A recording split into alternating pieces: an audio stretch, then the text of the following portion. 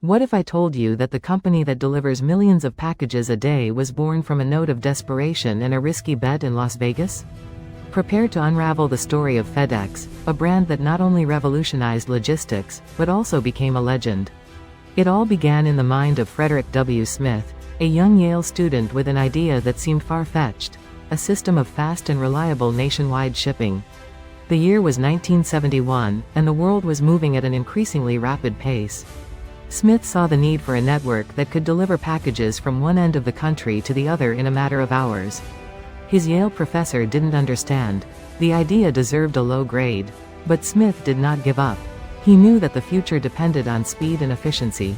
So, with a family inheritance and a clear vision, he founded Federal Express in Little Rock, Arkansas. The name, a bold move, sought to associate the company with the federal government, conveying seriousness and trust. The early years were hell. Smith invested almost all his money and struggled to get financing. Nobody believed in his idea.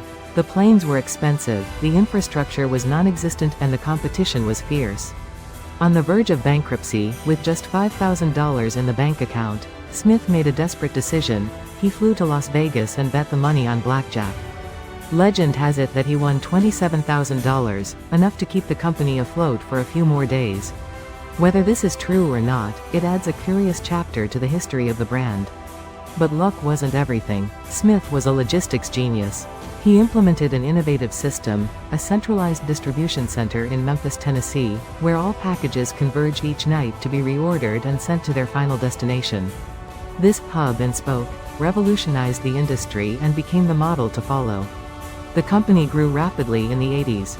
Smith bet on technology, investing in tracking and tracing systems that allowed customers to know where their package was at all times. It was a revolution that changed the way the world did business. And this is where we enter the realm of myth. There is a persistent urban legend about the FedEx logo. At first glance, it looks like a simple name in orange and purple letters. But look closely at the negative space between the E and the X. Do you see it? It forms an arrow that points to the right, symbolizing speed, precision, and constant movement towards the future. Was it an accident? A deliberate detail? The company has never officially confirmed it, but the arrow has become an iconic symbol, a constant reminder of the FedEx philosophy. Another curiosity, already confirmed, is that the color purple was chosen for a specific reason. Frederick Smith wanted to differentiate himself from the competition, which used more traditional colors like blue and red. Purple, a color associated with royalty and luxury, conveyed an image of exclusivity and sophistication. Today, FedEx is much more than a shipping company.